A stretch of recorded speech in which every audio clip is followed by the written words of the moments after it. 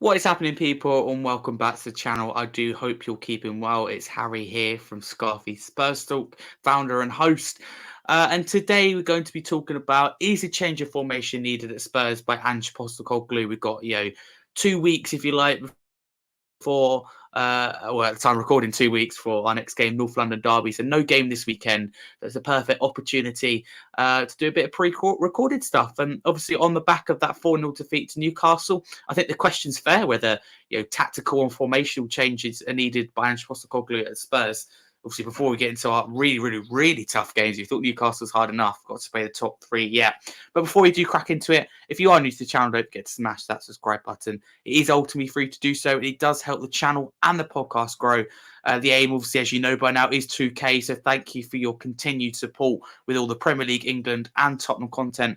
Obviously, we love producing the content for you, and your support will never go unnoticed. Don't forget to smash that like button, though. It helps more people see it. And again, in all of these things improve channel growth and improve the channel content. Get involved in the comments because your opinion matters here at Scarfy Spurs Talk.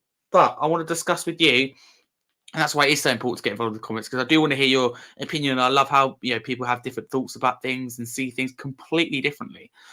Is a change of formation needed by Ange Postecoglou and Tottenham Hotspur? For me, I'm going to say yes. I think it is, because I think we've seen, like with the Fulham defeat, we lose 3-0, and then Newcastle St James's Park 4-0. Where for me, they're the only two games of the season where I go, I don't think there's any identity from Spurs. We have the ball, we don't do anything with it. We look like we're going to concede every time that a team goes forward, like generally this year in 2024. And it is, for me, quite worrying. So I propose a change of formation. And hear me out on this one, because what I would do is I would go to a back three. Because, as I said there, when we go forward, we have players, more players back. We have three players back. Because at the moment, we look like we're going to concede every time the opposition attacks. And Newcastle look like they're going to score 5-6 every time they went forward, every attack. Overlapping centre backs. You have Van der Ven on the left-hand side and Romero on the right-hand side. The left centre back, right centre back of the three. And they can overlap. I think that will suit both of them, in particular Romero, really, really well. And I think we get more goals and more chances created from that. You use examples of Sheffield United at the start of the season at home, where we really struggled to break them down. I think with overlapping centre-backs, we break them down easier. And with Van der Ven, Romero and Dragusin, which would be my back three in that Spurs back three, we will have more aerial threat going forward from set pieces. We haven't scored enough goals from set pieces. So that for me will fix a big problem. But also we'll be able to defend them better. I think all three are very aerial, very strong physically. So I think, especially Dragusin. So I think that with Dragusin coming in, we'll be better offensively and defensively in that case. But also with the back three, the inverted fullbacks in Porro and Doggy would remain. So let's just be clear here. It would be a 3-4-3. So Udogie and Porro will be part of that three as left full back and right full back, or left midfielder and right midfielder, if you like. I think you suit them both in terms. I think they're both better going forward, in particular Porro. But the inverted fullbacks and James Maddison will have more room to operate, because at the moment for me, you've got the fullbacks inverting. You've got Maddison, who's desperate for space. Bentacle, desperate for space. Basuma Sarr, they're all looking for space, and they're all getting each other's way because there's too many in the middle of the park. So by taking one out, I think that would solve, for me anyway, I think that'd solve a massive problem. So that is what I propose. So let me know what you think of it in the comments below. It was originally my idea. It was Luke from Partner Podcast. So credit to him for the idea. But I think he's absolutely spot on with it. And obviously, this is my reasoning myself behind it. I just think that, well, we know that we've got no game this weekend, so we've got plenty of training sessions. So Ange has to work on like things like this, like identity and plan B, and there's a lot of things we need to work on, because we keep being told that after Newcastle defeat, after the Fulham defeat, that it was a bad day at the office. We didn't play our style. We're going to learn from this. What are we going to learn?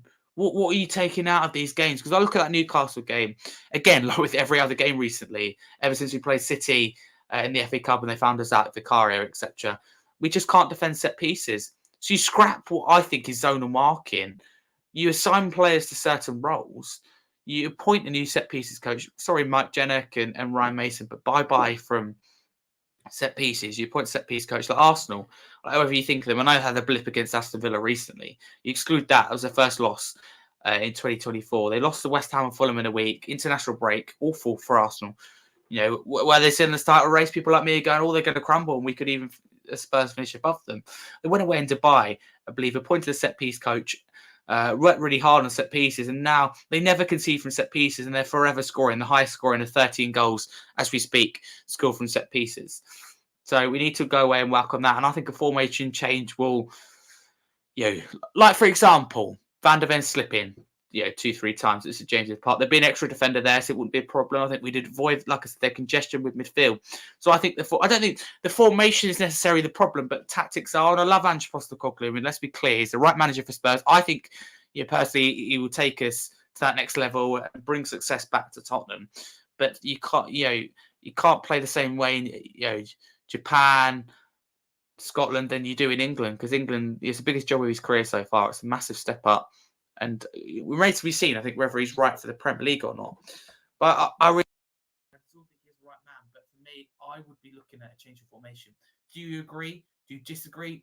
Let me know in the comments below, because we all said that we'd accept bumps in the road. Is it just a bump in the road? Is there more to it, like with Newcastle and Fulham? Is there changes that are needed, or just need to keep going and fight through, if you like, to the end of the season? So do get involved in the comments below. But that is it for today's video. So I do think answering the question, put forward to myself, I think a formation changes needed by Ange Postecoglou. I don't think it's a necessity, but I think it could be done. It could be trialled, and North London Derby do trial it. It's a bold decision, but I think it's one that could absolutely work. If you're new to the channel, don't forget to smash that subscribe button. It's free to do so, and it helps the channel grow in the podcast. Smash the like button, helps more people see it. It obviously improving the content. Turn the notifications bell on purely for your own sake. To keep up to date with England, Premier League, and Tottenham content. You've got a new show every Thursday, 10 a.m, hosted by Chris, called Wake Up and Talk Tottenham, with special guests dissecting everything, all the latest news regarding Tottenham. You've got the Premier League show Wednesday, 8 p.m. My host Aureus and special guests as they react to recent results, review them, dissect them, and preview the upcoming game week. You've also got your weekly Spurs podcast every Monday, 7:45 p.m. and your match previews, match reactions. You've got everything to do with Spurs. So don't forget to smash that subscribe button. If you want to follow me, you can there, HarryScarf22 on X. But most importantly, do subscribe to the channel and always get involved in the comments. But for now, a big come you Spurs.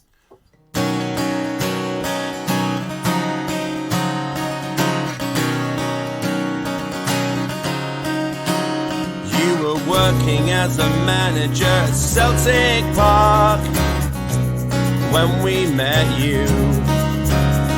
We picked you out, you shook us up and turned us around. You've turned us into something new. Ange Postecoglou, you know that we believe it when you say you're gonna change it. Ange Postecoglou, we're the mighty Tottenham and nobody's gonna stop them. Oh, we look so fine in blue and lily white. And then he said to me, I'm from a land down under. Postecoglou, baby. Postecoglou, oh. Postecoglou, baby. Postecoglou, oh.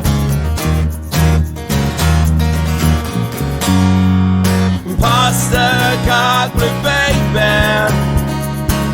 Postecoglou, oh. Postecoglou, baby. Postecoglou, oh.